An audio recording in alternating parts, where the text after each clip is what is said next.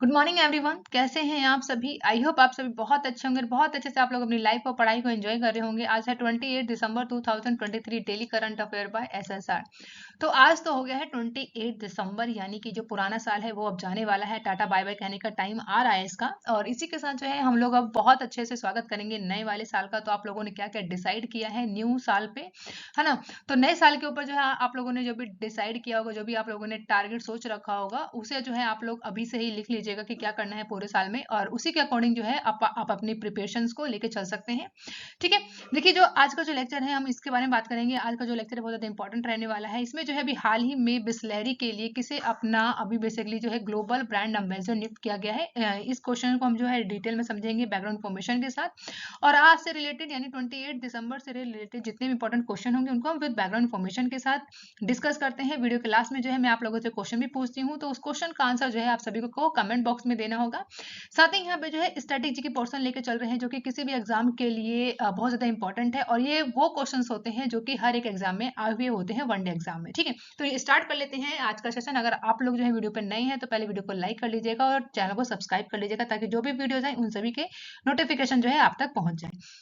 तो सबसे पहले जो है आप सभी को कमेंट बॉक्स में लिखना है जय हिंद जय भारत, और यहाँ हम सब तो चलिए कर लेते हैं। अब यहाँ पे हम लोग क्विक रिवीजन, जो कि बहुत ज्यादा इंपॉर्टेंट है और ये 27 दिसंबर से रिलेटेड होगा, तो इसका हम सबसे पहले करेंगे क्विक रिवीजन। अभी जो है हाल ही में संसद में पारित विधेयक जो कि इंडियन पिनल कोड को खत्म करके जो है संहिता को लागू करने का प्रावधान किया गया है। तो वो कौन सा है, तो याद रखिएगा, भारतीय न्याय संहिता को जो है लागू कर दिया गया है इंडियन पिनल कोड को खत्म करके। इसी के साथ जो है अभी बेसिकली जो है साहित्य अकादमी पुरस्कार में अंग्रेजी भाषा के लिए बाल साहित्य पुरस्कार 2023 के विजेता के रूप में किसे चुना गया है, तो इनका नाम है सुधा मूर्ति। क्या नाम है? सुधा मूर्ति जी ने जो है साहित्य अकादमी ने अंग्रेजी भाषा के लिए बाल साहित्य पुरस्कार 2023 के लिए जो है विजेता चुना है। इसी के साथ यहाँ पर हिंदी भाषा में जो है साहित्य अकादमी युवा पुरस्कार 2023 के लेखक कौन है, तो इनका नाम है अतुल कुमार राय, जिन्हें जो है हिंदी भाषा के लिए साहित्य अकादमी युवा पुरस्कार 2023 जो है इन्हें दिया गया है। साथ ही अभी शिमला की बात करें तो शिमला में जो है अभी विंटर कार्निवल जो है अभी शुरू हुआ है, तो इसको भी आपको याद रखना है। और कहाँ हुआ है ये स्टार्ट? शिमला में हुआ है। नेक्स्ट है, किसने जो है प्रोजेक्ट प्रयास लॉन्च किया है, तो इंटरनेशनल ऑर्गेनाइजेशन फॉर माइग्रेशन के द्वारा जो है प्रोजेक्ट प्रयास को लॉन्च किया गया है। अभी आई रिपोर्ट के अनुसार बात करें तो दुनिया भर के व्यापार का कितना प्रतिशत जो है स्वेज नहर से होकर गुजरता है, तो पूरे 12%। ठीक है, तो ये आपको पॉइंट याद रखना है। और आपको बताना है स्वेज नहर को जो है पहली बार कब खोला गया था, तो ये बताइएगा आप लोग कमेंट बॉक्स में। साथ ही किसने जो है गुजरात लिटरेचर फेस्टिवल का शुभारंभ किया है, तो भूपेंद्र पटेल जो कि गुजरात के सीएम हैं, इनके द्वारा जो है गुजरात लिटरेचर फेस्टिवल का शुभारंभ किया गया है। साथ ही किसने जो है कार्तिक आर्यन को अपना फुटबॉल का ब्रांड एम्बेसडर नियुक्त किया है, तो सोनी स्पोर्ट्स के द्वारा अभी जो है कार्तिक आर्यन को अपना फुटबॉल का ब्रांड एम्बेसडर नियुक्त किया गया है। साथ ही अभी जो है गुरु नानक देव यूनिवर्सिटी को जो है बेसिकली अभी मौलाना अब्दुल कलाम आजाद ट्रॉफी इनके द्वारा जीता गया है, तो ये भी याद रखिएगा, गुरु नानक देव यूनिवर्सिटी के द्वारा जीता गया है। नेक्स्ट है, अभी जो है किस देश के खिलाड़ी हैं जिनका नाम है डिन एल्गर, इन्होंने जो है अभी अंतरराष्ट्रीय क्रिकेट से संन्यास लेने की जो है घोषणा की गई है। ये कहाँ के हैं? दक्षिण अफ्रीका के। कहाँ के हैं? दक्षिण अफ्रीका के हैं डिन एल्गर, जो कि अंतरराष्ट्रीय क्रिकेट से संन्यास लेने की बात कही गई है। तो चलिए यहाँ हमने कर लिया है क्विक रिवीजन, अब आगे की ओर बढ़ते हैं।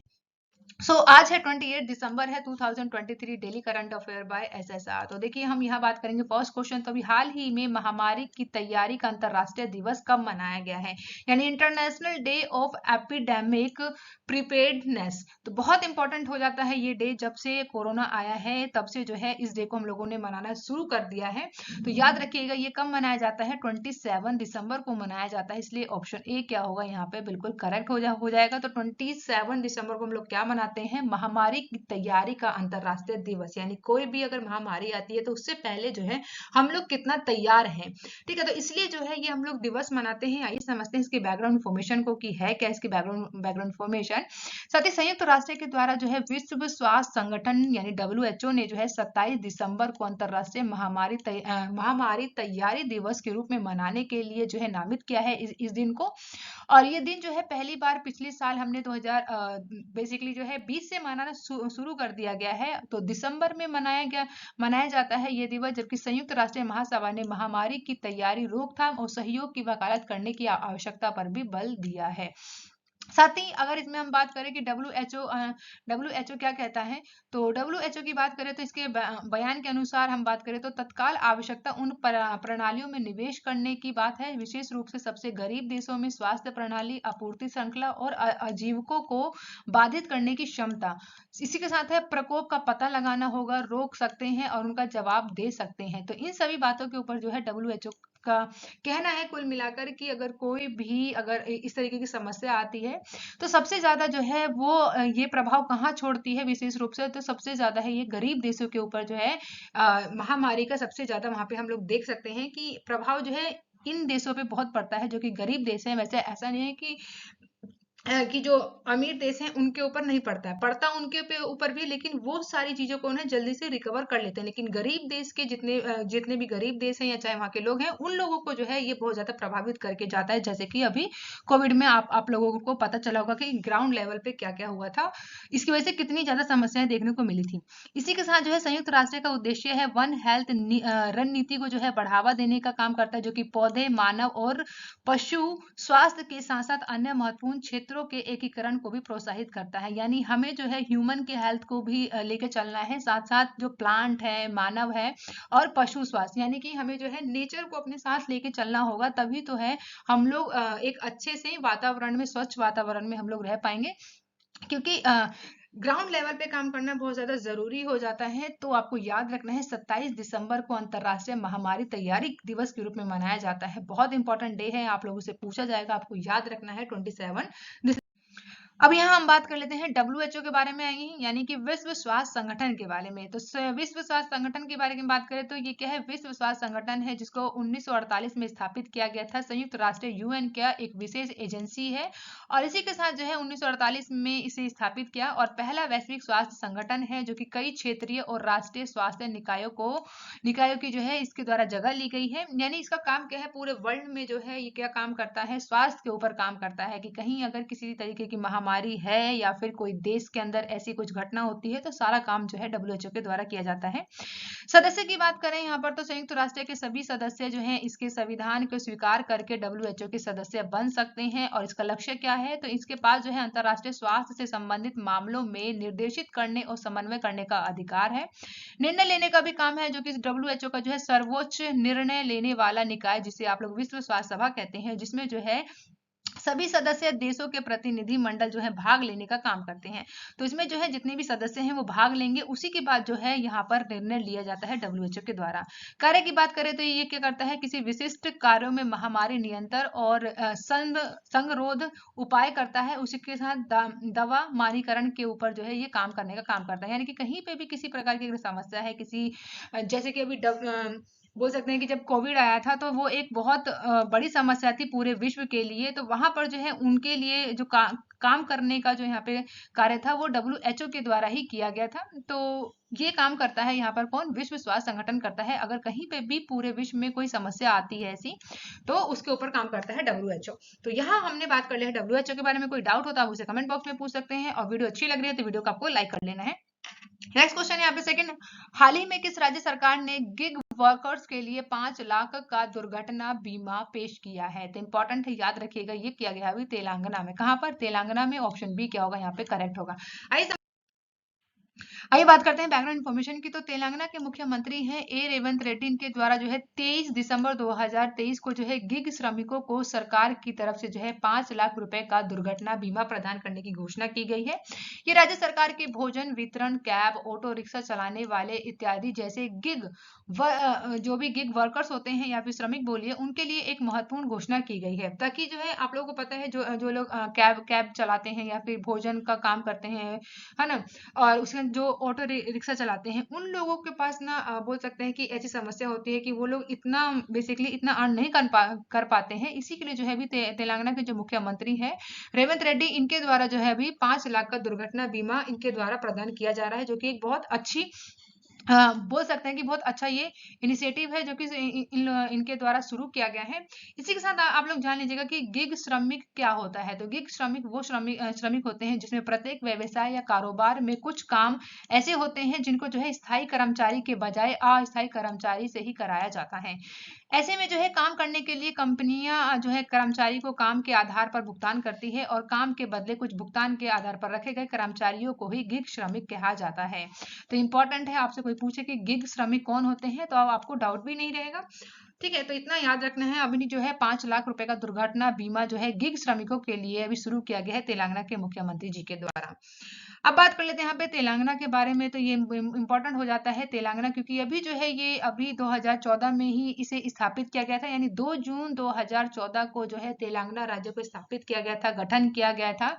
और तेलंगाना देश जो है ये 29वां राज्य बना था। कई बार ये क्वेश्चन बना है, तो याद रखिएगा इस क्वेश्चन को, ठीक है, कि तेलंगाना जो है देश का कौन से नंबर का जो है राज्य बना था। तो 29वां राज्य बना था। इसी के साथ जो है तेलंगाना राज्य का जो है निर्माण आंध्र प्रदेश के उत्तर पश्चिम भाग को जो है अलग कर कर बनाया गया था। आप सभी को पता होगा आंध्र प्रदेश राज्य जो है अधिनियम आया था 1953 के तहत।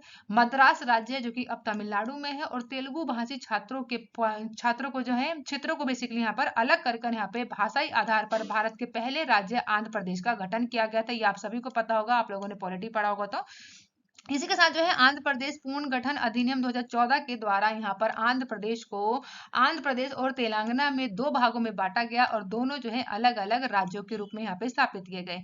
याद रखिएगा तेलंगाना की राजधानी क्या है, कैपिटल क्या है, हैदराबाद है। और राज्य सीमा की बात करें तो उत्तर में जो है ये महाराष्ट्र से, छत्तीसगढ़ से, पश्चिम और पश्चिम में बात करें तो कर्नाटक राज्य से, दक्षिण की ओर बात करें तो आंध्र प्रदेश से जो है ये सीमा को साझा करता है। आइए समझ लेते हैं इस वाले, आप लोग मैप देखिए, ये है हमारा प्यारा इंडिया। और इसमें देखिए इस मैप में आप बेसिकली देख पाएंगे, ये देखिए जो रेड पेन से मैंने यहाँ पे ड्रॉ किया है ये क्या है, तेलंगाना है। तो देखिए उत्तर में बात करें तो ये महाराष्ट्र से बॉर्डर को टच करता है। यहाँ पे आप लोग देखेंगे इस साइड नॉर्थ में तो ये माफ कीजिएगा साउथ में तो कर्नाटक आता है, और यहाँ पे आप लोग देखेंगे आंध्र प्रदेश इससे जो है बॉर्डर को टच करता है। और इसी से जो है ये अलग करके बनाया गया है 2014 में तेलंगाना और आंध्र प्रदेश। और यहाँ देखेंगे आप लोग छत्तीसगढ़ से भी ये बॉर्डर को जो है यहाँ पे साझा करता है। और ये एक तरीके का आप लोग देखेंगे तो ये लैंड लॉक स्टेट है, ठीक है ना। तो ये भी आपको याद रखना है। तो बेसिक मैंने आप सभी को बता दिया है, तेलंगाना से रिलेटेड आपको इतना याद रखना है। नेक्स्ट क्वेश्चन है यहाँ पे थर्ड, हाल ही में बिसलेरी ने किसे अपना ग्लोबल ब्रांड अम्बेसडर नियुक्त किया है। तो याद रखिएगा दीपिका पादुकोण को किया गया है। ऑप्शन ए क्या होगा यहाँ पे करेक्ट होगा।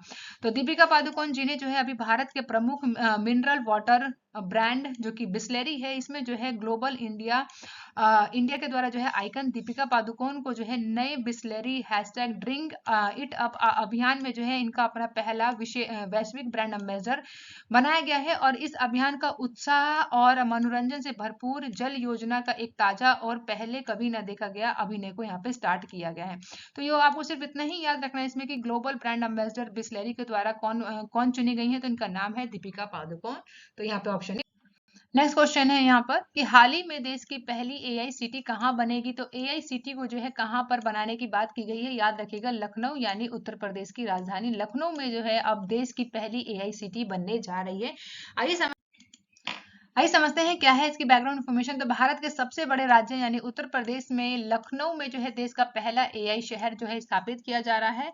ये कदम जो है भारत का सबसे बड़ा राज्य है उत्तर प्रदेश, इसमें लखनऊ को जो है देश का पहला एआई शहर स्थापित किया जाएगा। और इस पहल का उद्देश्य क्या है, कृत्रिम बुद्धिमत्ता के लिए एक संपन्न केंद्र बनाना, अत्याधुनिक प्रौद्योगिकी और अनुसंधान केंद्रों और शैक्षणिक संस्थाओं को एकीकृत करना है, ताकि जो है नवाचार को बढ़ावा मिले और भविष्य में जो है जो भी कार्य बल हो उसका जो है पोषण आसानी से किया जा सके। वहीं इसमें जो है ग्रैंड व्यू रिसर्च की एक रिपोर्ट है, इसके द्वारा बताया गया है कि विश्व एआई बाजार का जो आकार है 2022 में जो है 137 बिलियन डॉलर तक पहुंच गया था। वहीं 2023 से लेकर 30 तक की बात करें इसमें तो 37.3% का जो चक्रवर्ती ब्याज वृद्धि दर से बढ़ने का अनुमान लगाया गया है। कि यानी इसका मतलब क्या है कि जो एआई है, जो विश्व एआई है, इसका जो मार्केट जो रहने वाला है वो कितना रहेगा 2023 से लेकर 30 तक, यानी कि बहुत ही ये बढ़ने वाला है। तो इसमें जो परसेंटेज की बात की गई है तो 37.3% की यहाँ पे बात की गई है, वो भी कैसे, सीआई में, यानी चक्रवर्ती ब्याज में इसमें यहाँ पे बात की गई है, ठीक है ना। तो चक्रवर्ती वार्षिक वृद्धि की दर से जो है यहाँ पर ये बढ़ता हुआ दिखाई देगा, तो ये बहुत ज्यादा इंपॉर्टेंट हो जाता है। और एआई जो है आने वाले समय में बहुत ज्यादा ही ये बाजार जो है और बढ़ेगा। इसलिए जो है अभी उत्तर प्रदेश सरकार के द्वारा यहाँ पर एआई शहर बनाने के लिए उत्तर प्रदेश का कदम बढ़ती प्रगति के अनुरूप देखा जा रहा है। तो इससे जो है बहुत सारी चीजें जो है आसान भी हो जाएंगी, और कई सारी चीजों को जो है ये यहाँ पर थोड़ा गलत भी प्रभाव पड़ता हुआ मिलेगा। जैसे कि अगर मतलब कहीं पे भी अगर एआई आती है ना, तो उससे उससे जो समस्या उत्पन्न होती है वहां पर, कि वहाँ के जो भी एम्प्लॉयमेंट होती है, वहां पर की जो एम्प्लॉयमेंट होगी वो वहां से खत्म हो जाएगी। तो इस तरीके की जो है अन्य समस्याएं भी होंगी। तो देखिएगा आगे इससे जुड़ते हैं क्या होता है इसमें। तो आपको याद रखना है, फिलहाल भारत का जो सबसे बड़ा राज्य उत्तर प्रदेश है, यहाँ पे जो है पहला एआई शहर को स्थापित किए जाने की बात है, इतना याद रखिएगा। देखिए अब बात करते हैं यहाँ पे उत्तर प्रदेश के बारे में। तो उत्तर प्रदेश का पूर्ण गठन कब किया गया था, तो 1 नवंबर 1956 को जो है उत्तर प्रदेश को यहाँ पे राज्य के रूप में स्थापित किया गया था। और आपको याद रखने हैं जिले कितने हैं, तो उत्तर प्रदेश में 75 जिले हैं। और मंडल की बात करें तो मंडल कितने हैं, 18 मंडल है। आपको ये भी याद रखना है, विश्व का सबसे लंबा रेलवे प्लेटफॉर्म कहाँ पर है, तो उत्तर प्रदेश में है, वो भी गोरखपुर का। तो गोरखपुर आपको स्टार बना के यहाँ पे लिख लेना है, क्योंकि अभी जो है यूपी कांस्टेबल का भी यहाँ पे एग्जाम होगा। तो आपको जो है यूपी के बारे में इतना पता होना चाहिए कि विश्व का जो सबसे लंबा रेलवे प्लेटफॉर्म है वो कहाँ पर है, उत्तर प्रदेश में है, वो भी कौन सा है, गोरखपुर का है। वर्तमान में अगर हम बात करें राज्यपाल कौन है यहाँ की यूपी की, तो कौन है, आनंदीबेन पटेल हैं। और इसके साथ मुख्यमंत्री की बात करें, इनका नाम क्या है, योगी आदित्यनाथ जी हैं। अब देखिए यहाँ पे देख लेते हैं मैप में एक बार उत्तर प्रदेश की लोकेशन। तो ये देख लीजिए मैप में हम लोग देख रहे हैं, ये है आपका उत्तर प्रदेश। तो ये जो मैंने बॉर्डर, रेड बॉर्डर से यहाँ पे ड्रॉ किया है, ये क्या है, उत्तर प्रदेश। कैपिटल की हमने बात करी, लखनऊ है। तो आपको ये ध्यान रखना है कि जो उत्तर प्रदेश है वो जो है अपने ही देश में यहाँ पे बेसिकली किन किन राज्यों से है जो है बॉर्डर को टच करता है। तो याद रखिएगा उत्तराखंड है, हिमाचल प्रदेश है, हरियाणा है, राजस्थान, मध्य प्रदेश, छत्तीसगढ़, झारखंड और ये बिहार। ठीक है, तो ये राज्य हैं जो बेसिकली जो कि उत्तर प्रदेश से जो है यहाँ पर बॉर्डर को साझा करते हैं। इसी के साथ इंटरनेशनल बाउंड्री की बात करें तो नेपाल है। ठीक है, तो ये भी आप लोगों से पूछा जा सकता है कि उत्तर प्रदेश से जो है इंटरनेशनल बाउंड्री कौन सी टच होती है, तो याद रखिएगा नेपाल होता है। तो इतना जो है हमने अभी उत्तर प्रदेश के बारे में पढ़ा है, इतना आपको याद रखना है, जो कि बेसिक है। नेक्स्ट क्वेश्चन यहाँ पे 5th, हाल ही में किसने मेरा भारत महान का शुभारंभ किया है। ठीक है, तो याद रखिएगा मेरा भारत महान का शुभारंभ जो है, इस अभियान की शुरुआत की गई है अनुराग ठाकुर जी के द्वारा। तो ऑप्शन ए क्या होगा यहाँ पे करेक्ट होगा। तो जिनकी इमेज देख रहे हैं ये कौन है, ये है केंद्रीय सूचना और प्रसारण मंत्री हैं अनुराग ठाकुर सिंह, जिनके द्वारा जो है अभी हाल ही में मेरा भारत अभियान के शुभारंभ के बाद जो है इनके द्वारा जो है युवाओं को संबोधित किया गया, और विश्व मंच पर भारत की उल्लेखनीय प्रगति का विश्वास भी इनके द्वारा व्यक्त किया गया है। तो ये याद रखिएगा। आपसे ये भी पूछा जा सकता है कि अनुराग ठाकुर जी हैं किस मंत्रालय के अधीन कार्यरत हैं, तो याद रखिएगा केंद्रीय सूचना और प्रसारण मंत्री हैं अनुराग सिंह ठाकुर। इन्हीं के द्वारा भी जो है मेरा भारत अभियान की शुरुआत की गई है। नेक्स्ट क्वेश्चन की बात करेंगे जो कि है 6,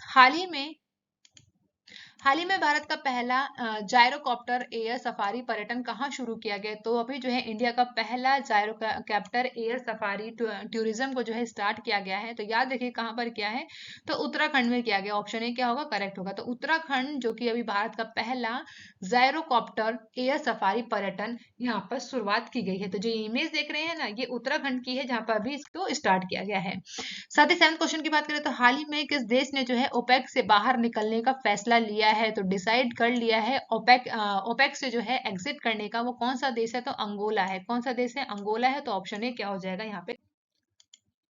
आइए जानते हैं ओपेक के बारे में। ओपेक की फुल फॉर्म याद रखिएगा, पेट्रोलियम निर्यात देशों के संगठन।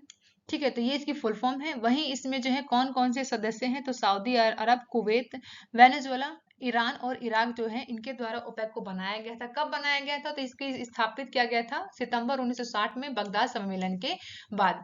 अगर बात करें अंगोला की, तो अंगोला ने जो है 2007 में जो है संगठन का जो है इसमें सदस्यता ली थी। इसी के साथ जो है तेल निर्यात करने वाले देशों के लिए बेसिकली ये एक क्या है, अंतरराष्ट्रीय संगठन के रूप में यहाँ पे काम करता है।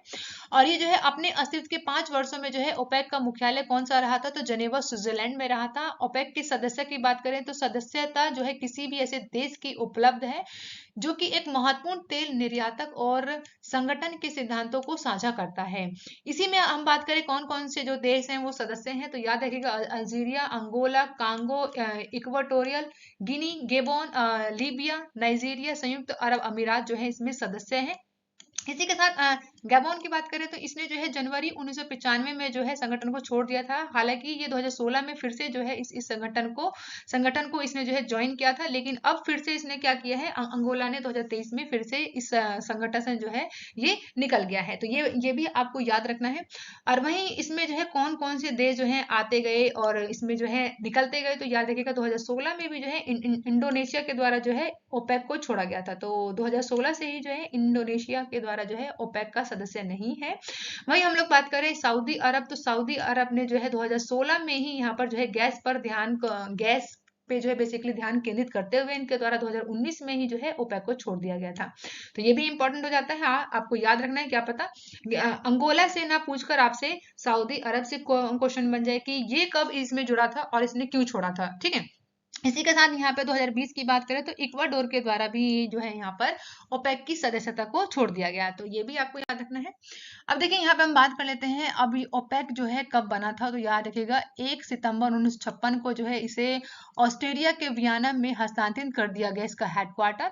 ठीक है। और इसमें जो है पूर्ण प्रपथ पेट्रोलियम निर्यातक देशों का एक संगठन है, जो कि गठन की बात करें तो 1960 में बगदाद इराक में किया गया था। और स्थापना में कौन कौन शामिल थे, तो जुआन पाब्लो पेरेज अल्फेजो अब्दुल्ला तारिकी, जो कि ये इसके संस्थापक रहे। और इसी में मुख्यालय की बात करें तो याद रखिएगा ये अपने स्टार्टिंग समय में यानी कि जब इसे स्थापित किया गया था तब तो ये इसका जो हेडक्वार्टर था वो कहाँ पे था, स्विट्जरलैंड यानी कि जनेवा में था। लेकिन 1965 से जो है ये ऑस्ट्रेलिया यानी कि वियना में हस्तांतरित कर दिया गया इसके हेडक्वार्टर को। अब कहाँ पर है, वियना ऑस्ट्रेलिया में है।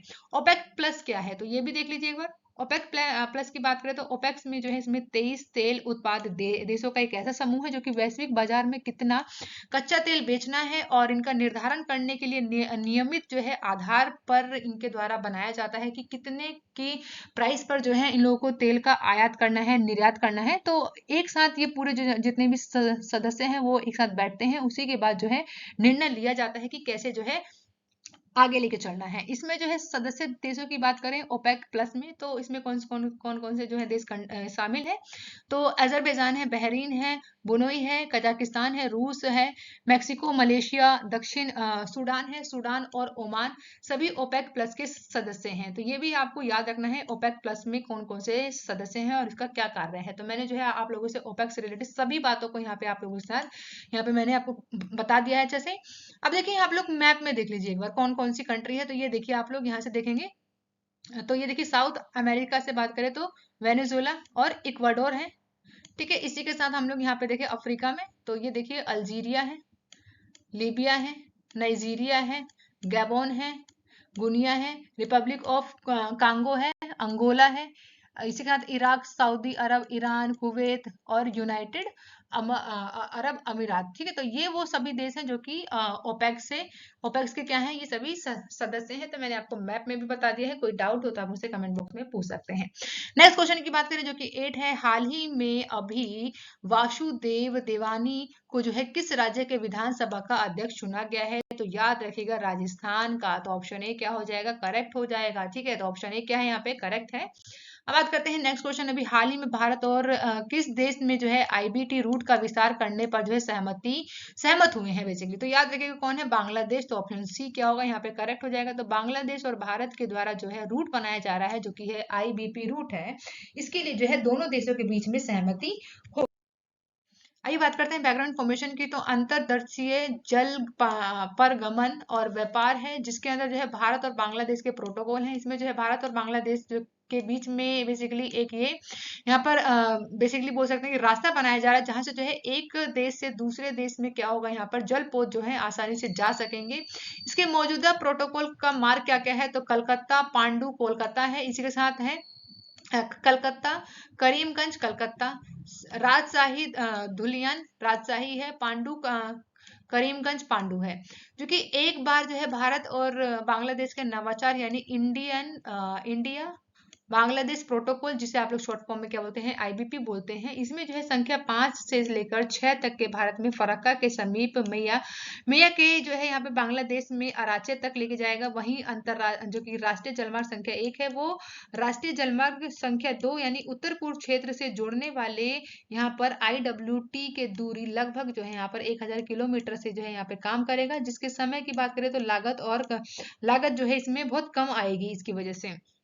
तो ये दोनों देशों के बीच में, तो देखिए ये वाले मैप पे आप लोगों को जो है जो भी डाउट होगा वो क्लियर हो जाएगा, जो कि क्या है, इंडो बांग्लादेश प्रोटोकॉल रूट है। तो यहाँ पे हम बात करेंगे नेशनल वाटर वे 1 की, तो ये कहाँ से होके जाएगा, तो कलकत्ता से पटना यानी बिहार, और ये उत्तर प्रदेश यानी वाराणसी।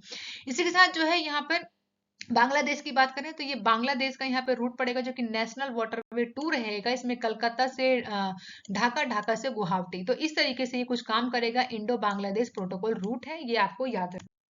नेक्स्ट क्वेश्चन है 10। हाल ही में फोर्ब्स की सबसे ज्यादा कमाई करने वाले एथलीट्स के लिस्ट में कौन शीर्ष पर है, तो इनका नाम है इगा स्विटेक। तो ऑप्शन बी क्या होगा, करेक्ट हो जाएगा। ये बेसिकली अभी जो है फोर्ब्स में जो है, फोर्ब्स की जो मैगजीन होती है उसमें जो है अभी बताया गया है कि सबसे ज्यादा कमाई करने वाले जो एथलीट हैं, और इसमें जो है फर्स्ट रैंक जो है, फर्स्ट नंबर जो है इन्हीं का ही है। इनका नाम क्या है, इगा स्विटेक। क्या नाम है, इगा स्विटेक। आइए बात करते हैं बैकग्राउंड इन्फॉर्मेशन की। तो टेनिस की जो है नंबर 1 रैंक में जो है महिला खिलाड़ी, इनका नाम है इगा स्विटेक, ने जो है 2023 में विश्व की सबसे अधिक कमाई करने वाली खिलाड़ी के रूप में जो है इस वर्ष का जो है समापन किया गया है। इसी में जो है बेसिकली इनके द्वारा ऑन फील्ड प्रदर्शन के माध्यम से इनके द्वारा जो है 9.9 मिलियन अमेरिकी डॉलर की कमाई की, जबकि ऑफ फील्ड साझेदारी में इनके द्वारा जो है इनके खाते में 14 मिलियन अमेरिकी डॉलर जो है इनके द्वारा जोड़े गए। वहीं हम बात करें भारत की, तो भारत के सल्टर पीवी सिंधु, इनके द्वारा जो है इस साल में फोर्ब्स वर्ल्ड में सबसे ज्यादा कमाई करने वाली महिला एथलीटों की सूची में अपने देश में एक मात्र है। तो ये भी आपको याद रखना है, भारत की तरफ से कौन है, तो इनका नाम है पीवी सिंधु। और वैसे बात करें हम लोग की फोर्ब्स के अनुसार जो फर्स्ट रैंक किसकी आई है सबसे ज्यादा कमाई करने में महिला खिलाड़ियों में, तो इनका नाम है इगा स्विटेक। ठीक है, तो इतना याद रखना है। अब बात कर लेते हैं हम लोग यहाँ पर आज का जो मैं आप लोगों से मैंने कल जो क्वेश्चन पूछा था, तो आज वो टाइम है आप लोगों का आंसर बताने का। तो अभी हाल ही में विश्व भारती के शोधकर्ताओं ने खोजे कई नए बैक्टीरिया का नामकरण किन के नाम पर किया गया है, तो इनका नाम याद रखिएगा, रविंद्रनाथ टैगोर नाम रखा गया है। इसी के साथ जो है आज का क्वेश्चन क्या है, तो हाल ही में किस देश के खिलाड़ी जिनका नाम है डीन एल्गर, इन्होंने जो है अंतरराष्ट्रीय क्रिकेट से संन्यास ले लिया है। आप सभी के सामने ऑप्शन है, करेक्ट ऑप्शन आपको कमेंट बॉक्स में मैं बता। तो चलिए यहाँ पे स्टार्ट करेंगे हम लोग स्टैटिक जीके के बारे में। रिवाइज करने वाला स्लाइड है ये, यहाँ पर हम जो है रिवाइज करते हैं। यहाँ से जो स्लाइड है ना, ये बहुत इंपॉर्टेंट हो जाती है आप लोगों के लिए, क्योंकि यहाँ से जो कई बार क्वेश्चन जो है बने हैं पास्ट में भी, और इन फ्यूचर जो है आप लोगों से ये क्वेश्चन वापस ऐसे ही एज इट इज पूछे जाएंगे। तो याद रखिएगा। अभी जो है यहाँ हम बात करेंगे कांग्रेस के गर्म दल के बारे में और नरम दल के बारे में। तो फर्स्ट क्वेश्चन की बात करें तो कांग्रेस के जो है नरम दल के नेताओं के आंदोलन की पद्धति थी, क्या थी, तो याद रखिएगा राजा राम बांधे आंदोलन, इनकी पद्धति रही थी नरम दल के नेताओं की। इसी के साथ वह आंदोलन जिसके कारण जो है भारतीय राष्ट्रीय कांग्रेस का विभाजन हुआ, और परिणाम स्वरूप जो है नरम दल और गरम दल के रूप में जो है ये दो भागों में बटा। तो याद रखिएगा वो कौन सा यहाँ पे कारण था, तो स्वदेशी आंदोलन जो है कारण रहा। नेक्स्ट यहाँ पे अधिकतर जो नरमपंथी नेता थे वो शहरी क्षेत्र से थे। तो ये भी आपको याद रखना है कि जो अधिकतर जो नरमपंथी के नेता थे वो कहाँ से आते थे, तो वो शहरी क्षेत्र से थे। इसी के साथ जो है 1904 में, ठीक है, 1904 में जो है लगातार भारत को स्वशासन देने पर बल दिया गया, किनके द्वारा, तो दादा भाई नौरोजी जी के द्वारा जो है 1904 में लगातार जो है भारत को स्वशासन देने पर बल दिया गया। इसी के साथ बालधर गंगा तिलक और मदन लाल और उधम सिंह, इसी के साथ गोपाल कृष्ण गोखले जो कि पंक्ति के जो कि उग्र पंक्ति के जो नेता नहीं थे, तो इनमें से कौन नहीं थे, तो गोपाल कृष्ण गोखले नहीं थे। नेक्स्ट है कि शेरे पंजाब के नाम से मशहूर थे, इनका नाम क्या है, तो लाला लाजपत राय, जिन्हें जो है शेरे पंजाब के नाम से जाना जाता है। वहीं बाल गंगाधर तिलक को अशांति का जनक कहा गया, किनके द्वारा, वेटलैंड सिरोल के द्वारा। ठीक है ना, वेटलैंड सिरोल ने जो है बाल गंगाधर तिलक जी को अशांति का जनक कहा। नेक्स्ट यहाँ पर महाराष्ट्र में गणपति पर्व का श्री गणेश किनके द्वारा किया गया, तो बालधर गंगा जी के द्वारा जो है यहाँ पर महाराष्ट्र में गणपति पर्व को मनाने का इनके द्वारा जो है शुरुआत की गई। नेक्स्ट है लाला लाजपत राय ने अपना राजनीतिक गुरु माना किन्हें, तो मेजेनी को। मेजेनी जो थे वो लाला लाजपत जी के जो है यहाँ पर राजनीतिक गुरु रहे थे। वहीं बीजे तिलक यानी कि बाल गंगाधर तिलक की सजा के पश्चात जो है जिसने दया की वकालत की और कहा कि संस्कृति के एक विद्वान के रूप में तिलक को मेरी दिलचस्पी है।